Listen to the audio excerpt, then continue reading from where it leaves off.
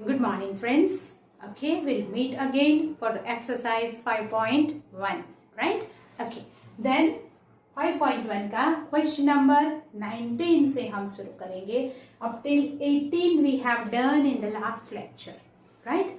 Question number 19, show that the function is defined by gx is equal to x minus box of x, that is integral function, is discontinuous at all integral points where this integral function denotes the greatest integer but less than or equal to x. x से less और integral value लेनी है, वो आप याद रखेंगे, right? Okay, now here for all n belongs to integral value बोला है तो z ले लेंगे. For all n belongs to z, limit x tends to n minus f of x. n minus and n plus check करेंगे तो n integer, for all n क्या है? Integral value. तो left hand limit and right hand limit equal हो गई तो for all integral value के लिए वो कंटिन्यूअस हो जाएगा. So we will check the left hand limit, then limit x tends to n minus our fx, that is gx. We can write gx also here if you want to find gx. x minus box of x. Now n minus, that is the left hand limit के लिए आप box की value क्या लेंगे? तो suppose this is x tends to n, here is n minus and here is n plus, इस तरह से वैल्यू होती है. तो जब here box of x is equal to, यहां पे क्या होगा? n minus. कब? जब n minus 1 less than x less than n. जब n minus 1 it is left hand limit है, लाइक दिस n माइनस, तो ये लेफ्ट हैंड लिमिट मतलब कि x की वैल्यू किसके बीच में है? n माइनस 1 एंड n के बीच में. तो when x is between n minus 1 and n, तो x की वैल्यू क्या लेनी है? Integral value, but less than और इक्वल टू, दैट इज इससे लेस. x की इंटीग्रल वैल्यू क्या लेंगे? n minus 1. तो यहाँ पे n माइनस 1 आएगा. और अगर राइट हैंड लिमिट लेंगे तो x की वैल्यू किसके बीच में है? n less than x less than n plus 1 के बीच में. तो तब यहां क्या लेंगे? Less value, that is n. This you have to keep in mind की इंटीग्रल वैल्यू लेनी है बट लेस देन x. तो जब यहां है लेफ्ट हैंड लिमिट है तो x की वैल्यू लेंगे n माइनस 1 बॉक्स में, और राइट हैंड लिमिट है तो x की वैल्यू होगी n प्लस 1 नहीं ले सकते, तो integral value less than x लेनी है, right? That is equal to, here x जो सिंपल x है वो तो n ही रहेगा, माइनस बॉक्स ऑफ x की वैल्यू जब n माइनस है, लेफ्ट हैंड लिमिट है, तो क्या हो जाएगी? n minus 1, right? That is n minus n plus 1, so it is 1. Then limit x tends to n plus g of x is equal to, now what we will take? Limit x tends to n plus gx is x minus box of x. Now n plus है, n plus right hand limit है, and in the right hand limit उसकी value क्या ले लेंगे? n. Why? Less than value लेनी है इसलिए. So we will take limit x tends to n plus n minus box की वैल्यू भी n minus n become 0. So if it becomes 0, then what happened? This is 1 and here is 0. So both is different. So you can write limit x tends to n minus fx is not equal to limit x tends to n plus fx. Both limits is different. अगर दोनों different है तो what we will write? f is not continuous at x is equal to n belongs to z. n belongs to z का मतलब क्या हो गया? It is discontinuous at integral values. N belongs to Z for all integers. It is not continuous. That is over, right? So write down, then we'll go ahead. Is the function defined by fx equal to x square minus sin x plus pi is continuous at x is equal to pi? वो x equal to pi पे continuous है कि नहीं, that you have to check. So कैसे करेंगे? First of all, limit x tends to pi f of x equal to limit x tends to pi. जब definite point पे हमें find करना है तब तो क्या करेंगे हम? Limit direct x tends to pi पे लिख देंगे. There is no case, nothing else. So that equal to here fx is x square minus sin x plus five. Apply the limit, that is pi square minus sin pi plus five. sin pi is 0, that is pi square plus five. Now we'll find f of pi. f of pi, wherever it is x, you will write pi. Pi square minus sin pi plus 5. Pi square plus 5. So both is equal answer. So we will get limit x tends to pi. F of x is equal to f of pi. And that is why f is continuous at x equal to pi. Right? Okay. So now this is question number 20. Now before we go on the question number 21, first of all we'll do some notes, some theorems, and then we'll go ahead. Right? Okay. So please make a note of that. Then we'll go ahead. Example 17. Discuss the continuity of sine function. Sine function की continuity check करने के लिए here we will take f of x is equal to sin x. आपको इसकी continuity check करनी है. So in general we have to take the point C पे लेना होगा. अभी सी पे आपको डिफरेंट तो दिया नहीं है, दैट लेस देन 1 पे इतना है, ग्रेटर देन 1 पे इतना है, तो just take C only. Right? There is no case, we have to different take case नहीं लेने हैं. Now here limit x tends to c f of x equal to f of c हो जाता है, then it is continuous function. So here it is limit x tends to c sin x. Instead of fx I will write sin x. Now इसकी एक method है करने के लिए. तो क्या करेंगे? पहले let x is equal to c plus h ले लिया. गेस कर लो x equal to c plus h. तो x tends to c है, तो we have to change the limit. Then अगर यहाँ पे मैं c रखूंगी तो क्या हो जाएगा? c cut, that is h tends to 0 हो जाएगा. Right? So that here limit instead of x tends to c I will write h tends to 0. sin c plus h instead of x c plus h और h tends to 0. Limit भी change करना है, don't forget it. Now limit h tends to 0, यहां पे क्या करेंगे? Apply the formula of sine, that is sign c cos h plus cos c sin h. Now wherever h you apply the limit, that is sin c cos 0 instead of h 0. Cos c sin 0. Now cos 0 is 1. That is sin c. Sin 0 is 0. So ये term तो 0 हो जाएगी. तो मतलब कि limit x tends to c f x क्या आया? sin c. और f of c क्या होगा? f x equal to sin x है. तो f of c is equal to भी sin c होगा. That means limit x tends to c, f of x equal to f of c. Therefore, f is continuous function, right? For all real number c. For all real number के लिए c sin x is a continuous function. अगर आपको cos function का check करना है तो क्या करेंगे? cos x Here cos x plus h, that is cos c plus h tends to 0. Cos c cos h plus है minus sin c sin h.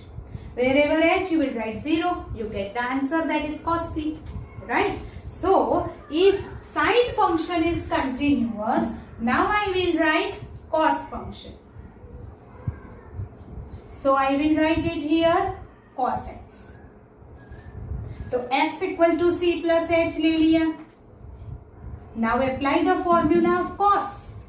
That is what? Cos c cos h, sin c sin h. Now when you apply the limit here, cos c cos 0 minus sin c sin 0. Cos 0 1 होता है, so your answer is cos c. sin 0 0 होता है तो ये 0 हो जाएगा. And f of x equal to cos x है, तो f of c is equal to cos c होगा. So therefore limit x tends to c, fx is equal to fc. And therefore f is a continuous function. So अगर sin function या cos function की continuity check करनी है तो this way you can do it, right? और हमने important notes में लिखा हुआ था that whenever the function f and g is continuous, then its addition, subtraction, multiplication and division is also continuous. Suppose आपको fx is equal to tan x की continuity check करनी है. Then what? Tan x is sin x upon cos x.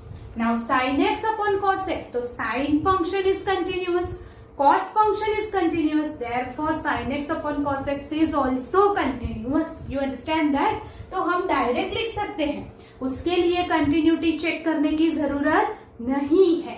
We can say that f and g are continuous function, so f upon g is also continuous function. Therefore sin x and cos x are continuous function. Therefore sin x upon cos x, that is equal to tan x, is also continuous function. That you keep in mind. अगर दो function continuous है तो sin x plus cos x भी क्या हो जाएगा?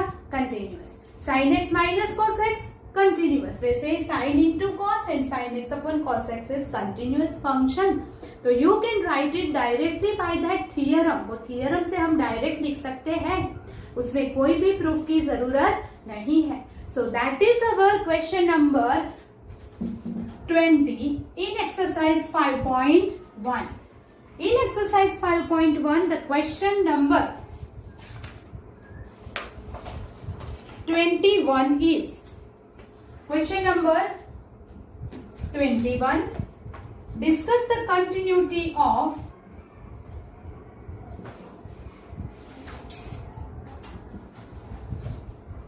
following function.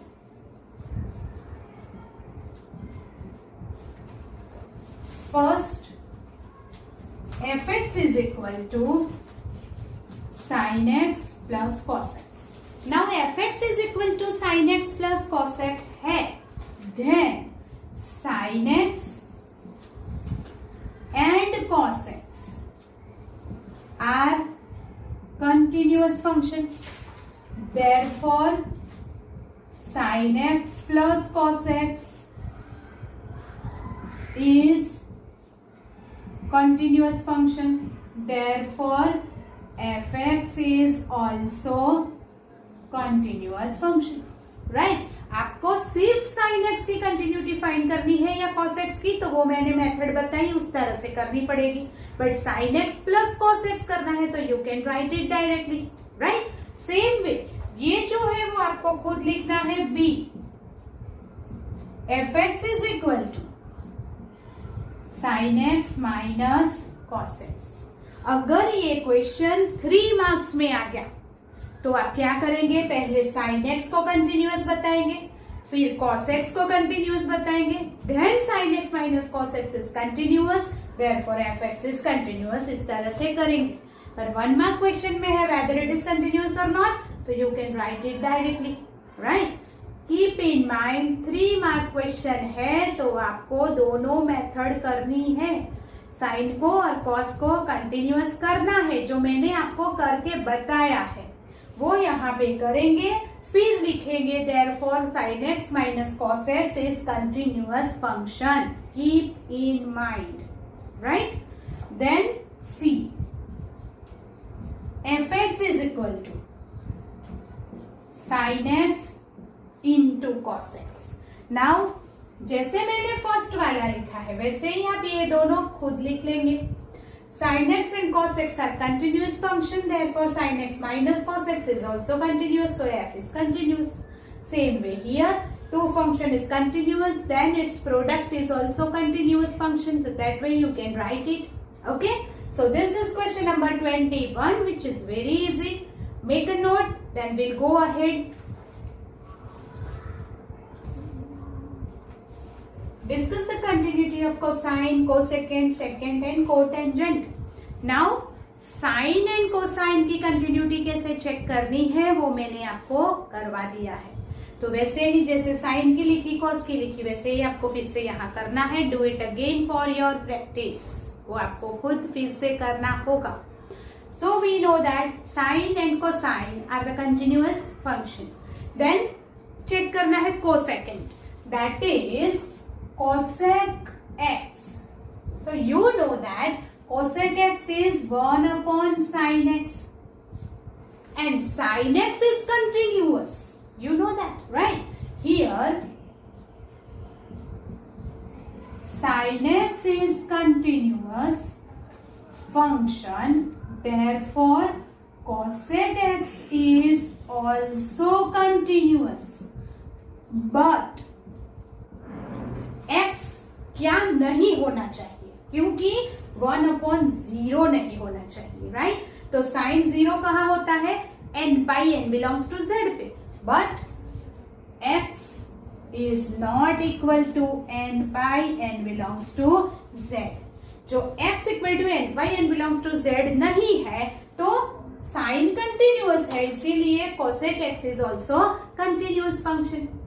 Then cosecant के बाद second, that is sec x.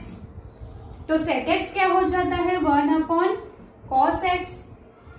If cos x is continuous function, therefore sec x is also continuous function. ये कंटिन्यूअस है तो 1 upon cos x भी कंटिन्यूअस हो जाएगा. बट लिखना क्या है आपको? जहां x 0 होता है वो कट कर दो, क्योंकि ये cos x से sec है. तो that is, but x is not equal to, बोलो cos कहाँ 0 होता है? π/2, 3π/2, 5π/2. That is what? 2n plus 1 π/2, n belongs to z. वो सारे पॉइंट्स निकाल देने पड़ेंगे जहां वो कंटिन्यूअस होता है. Then another is cotangent, that is cot x is equal to cos x upon sin x. Now cos and sin function are continuous, जैसे हमने 10 में लिखा था, right? Therefore cot x is also continuous, but x is not equal to, कहाँ 0 होना है? Sign 0 नहीं होना चाहिए, तो डिनोमिनेटर 0 हो जाएगा. therefore साइन 0 कहाँ होता है? n by n belongs to z. so this way सिर्फ साइन और कॉस का ही आपको याद रखना है कि वो कंटिन्यूअस है, वो कैसे करना है. फिर अगर tan, cot, cosec, sec कुछ भी आ जाए तो we can write it directly that sin is continuous, so cosec is continuous. Cos is continuous, so sec is continuous. Sin and cos is continuous, therefore tan and cot is also a continuous function. So this way we can do this continuity, check the continuity of the trigonometric function. So that is what all the 6 trigonometric function is continuous at the definite value. ये नहीं होना चाहिए, that keep in mind, right? So do that, then we'll go ahead. બધું મગજમાં હોય. Find all points of discontinuity of f where fx, here sin x upon x, where x less than 0, x plus 1, x greater than or equal to 0. तो here less than 0 and greater than or equal to 0 आ गया फिर से. So we have to take the 3 case, क्योंकि discontinuity कहाँ पे है या continuity at the fixed point is not given. So first of all we'll take case 1, c less than 0. अगर c less than 0 लिया तो f of c क्या बन जाएगा? sin c upon c हो जाएगा. Apply the limit x tends to c f of x equal to limit x tends to c. f of x is sin x upon x, sin c upon c हो गया. Now both is equal, so we can take that limit x tends to c f of x is equal to f of c. f is continuous at c less than 0. For c less than 0 के लिए f continuous हो गया. Now c equal to 0. जब equal to 0 है तो fx ये लेंगे. But here case 2 c equal to 0. जब equal to 0 है तो right hand and left hand limit लेनी पड़ेगी. So we will take limit x tends to c minus fx. That is limit x tends to 0 minus. अब जब 0 minus है तो less than वाली लिमिट लेंगे. That is what? sin x upon x. Right? And you know that limit x tends to 0 sin x upon x क्या होता है? 1 होता है. That limit का जो रूल है तो हमने 11th स्टैंडर्ड में पढ़ा है. We cannot apply the limit here because ये 0 हो जाता है. हमने 11th स्टैंडर्ड में ऐसा पढ़ा था कि जब denominator becomes 0 then we can not apply the limit and therefore यहाँ पे हम रूल यूज करेंगे. Limit x tends to 0 sin x upon x क्या होगा? 1. वी नो दैट ये रूल है तो दैट इज 1. यहाँ डोंट अप्लाई द लिमिट. आपको लिमिट अप्लाई नहीं करनी है. That you keep in mind. Then limit x tends to c plus fx is equal to c plus तो ग्रेटर देन वाली लिमिट आएगी तो that is limit x tends to 0 plus greater than वाला function ये है that is x plus 1. If you apply the limit यहां कर सकते हैं सो यू विल गेट 1. अभी left hand limit and right hand limit equal आ गई तो हम फाइंड करेंगे f of 0. f of 0 यहां 0 रखो that is 1. That means what? Limit x tends to 0 minus f of x equal to limit x tends to 0 plus equal to f of 0. Right? And therefore f is continuous at c equal to 0. c equal to 0 पे वो continuous हो गया. That is the second case is continuous. Then case 3. That is what? c greater than 0. c greater than 0. जब c greater than 0 है तो function क्या आएगा? x plus 1. Then our f of c is equal to क्या ले लेंगे? c plus 1. Then limit x tends to c f of x equal to limit x tends to c f of x is what? x plus 1. If you apply the limit it becomes c plus 1 and therefore what we can write now? Limit x tends to c f of x is equal to f of c. So that the function is continuous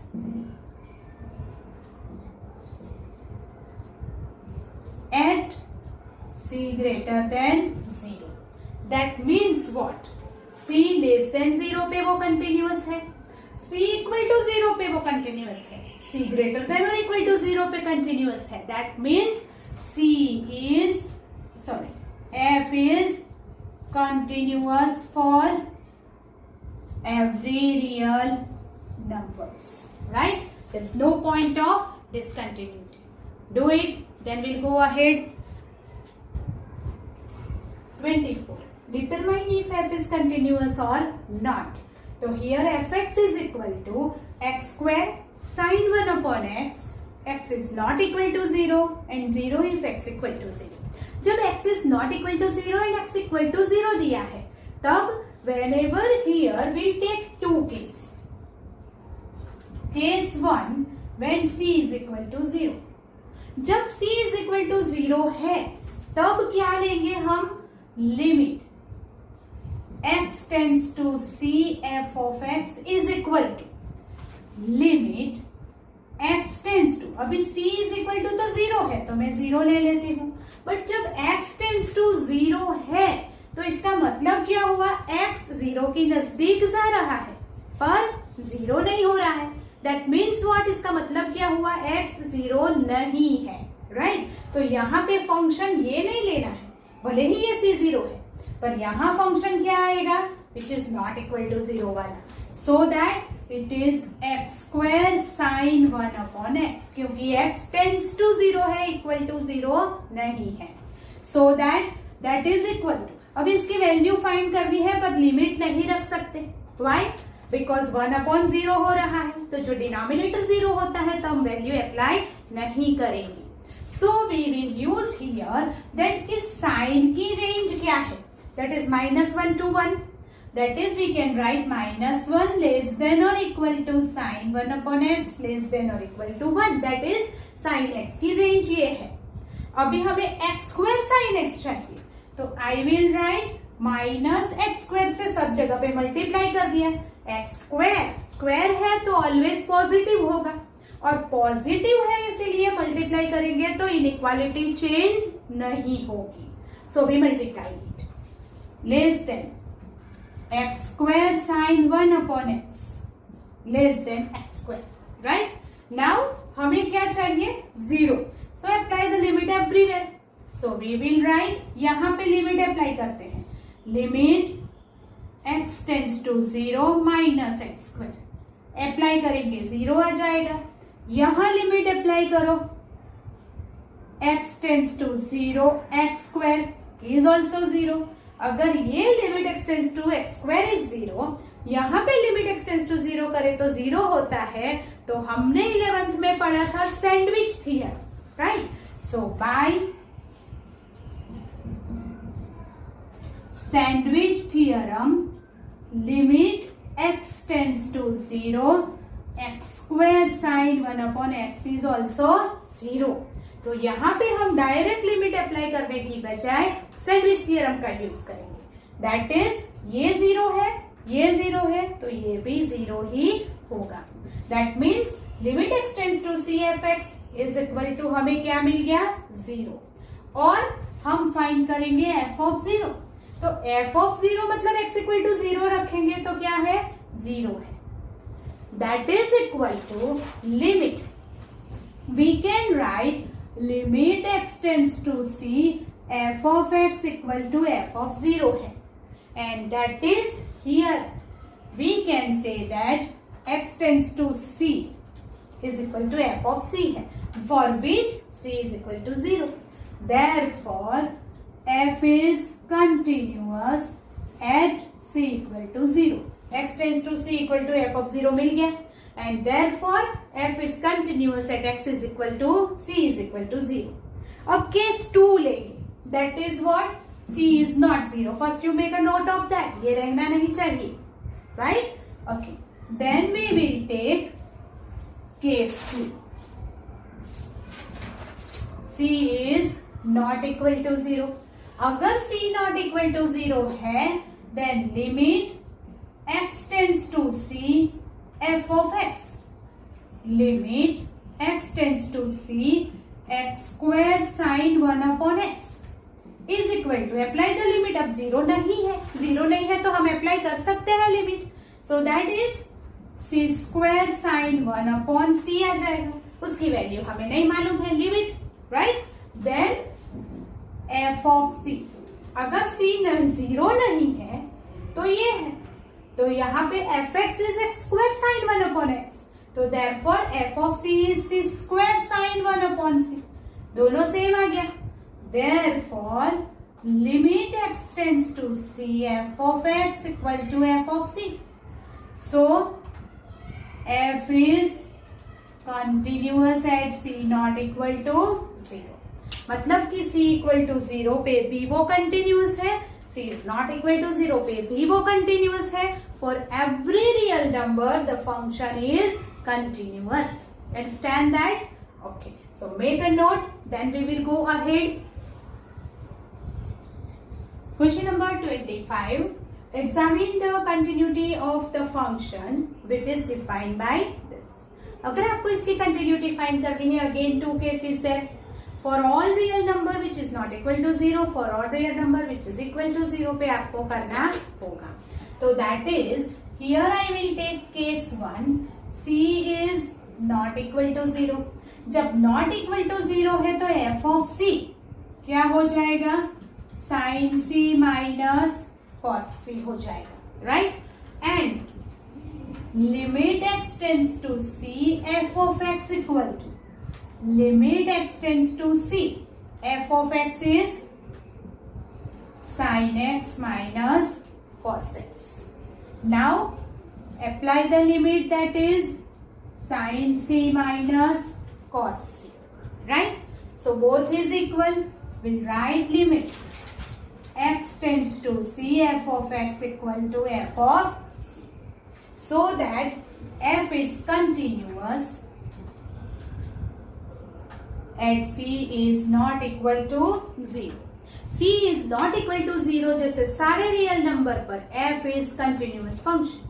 Now we will find case 2 at c is equal to 0, right? So here case 2 c equal to 0. और जब c equal to 0 है तो बोलो f of c क्या हो जाएगा? -1.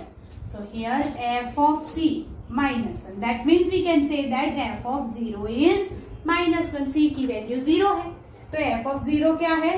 -1 है. Now we'll write limit x tends to c f of x. Limit x tends to c is what? 0. x tends to 0 तो tends to 0 का मतलब not equal to 0, right? And that is what? Function is sin x minus cos x, right? That is equal to. Now can you apply the limit directly? Yes. यहाँ पे कोई denominator 0 नहीं हो रहा है, so we can apply the limit directly. So here wherever it is x, you will write 0. So that is sin 0 minus cos c. 3 हम उसको 3 से कर सकते हैं. So that a is equal to b plus 2 by 3 ऐसा भी लिख सकते हैं. So this is what? That is the relationship between a and b. By this way we can find it, that what is the relationship between a and b. Find the value of a and b. अगर ऐसा कुछ दिया है तो continuity के हिसाब से इस तरह लिख के apply the limit and find out the answer. ऐसा हम कर सकते हैं. Do it, then we'll go ahead. Question number 18 of exercise 5.1. For what value of lambda is the function defined by fx is given? For what value of lambda, that means आपको lambda की value find करनी है. Continuous at x equal to 0. तो here it is, the function is continuous at x equal to 0. उसका हम use करके value of lambda find करेंगे. तो continuous at x equal to 0, what does it mean? That means limit x tends to 0 minus fx equal to limit x tends to 0 plus fx, right? Then 0 minus, that is x less than 0. So that is left hand limit, मतलब ये function लेंगे. And 0 plus is right hand limit, that is greater than 0. तो ये function लेंगे, right? And therefore limit x tends to 0 minus lambda into x square minus 2x is equal to limit x tends to 0 plus 4x plus 1. Now you apply the limit on both the side. That is 0 and 0 हो गया. तो lambda into 0 is equal to, यहाँ 0 apply करेंगे तो 1. तो you will get 0 equal to 1, which is not possible. हमें lambda की value find करनी है, बट लैम्डा इटसेल्फ तो 0 हो गया, lambda into 0 is 0। That means for no value of lambda the function is continuous at x equal to 0। x equal to 0 function continuous है, पर उसके लिए कोई ऐसी लैम्डा की वैल्यू नहीं मिलेगी। That means lambda is not possible. Now what about the continuity at x equal to 1? अगर this function is defined by x less than or equal to 0 and x greater than 0, और if you want to find the continuity at x equal to 1, अगर x equal to 1 पे continuity check करनी है, तो आप कौन सा function लेंगे ये दोनों में से? Yes, obvious it is x greater than 0, क्योंकि 1 is greater than 0, तो आप ये फंक्शन लेंगे, right, for x plus 1 वाला। तो that means what, कि at x equal to 1 आपको करना है, तो limit x tends to 1 f of x is equal to limit x tends to 1 fx ये लेंगे 4x plus 1। If you apply the limit here, then what is it? 4 into 1 plus 1, that is 5, and f of 1 is equal to greater than, ये तो equal to 0 के लिए function है, so we'll not take this। Greater than 0 की कोई भी value हो, 1 हो, 2 हो, 3 हो, या इनफाइनाइट वैल्यू के लिए function remain this only. Greater than 0 की हर एक वैल्यू के लिए यही फंक्शन रहेगा। तो ये फंक्शन में हम f of x है, तो उसमें f of 1 4 of 1 plus 1 that is 5, मतलब कि वे सेम वैल्यू मिलती है। So that limit x tends to 1 f of x is equal to f of 1 मिला, value remain same, so that f is continuous at x is equal to 1। Understand that how to do it? So lambda की कोई value नहीं मिलेगी, but f is continuous at x is equal to 1 मिलेगा। You understand that? So this is the question number 18 in exercise 5.1, right? So now here we end of this lecture. In the next lecture, we'll go ahead with the exercise 5.1 question number 19 से हम आगे जाएंगे। But till then, you have to do these sums, make a proper notes for that. These are very important sums. अगर आपने नहीं किए sums, तो आपको बाद में नहीं आएंगे। It is somewhat confusion how to write the sums, right? So आप ये sums करेंगे। Extra sums I will give you in the homework. That also you have to do, right? And send me your notes. So we'll meet in the next lecture for exercise 5.1. Complete that work and send me regularly. Till then, goodbye.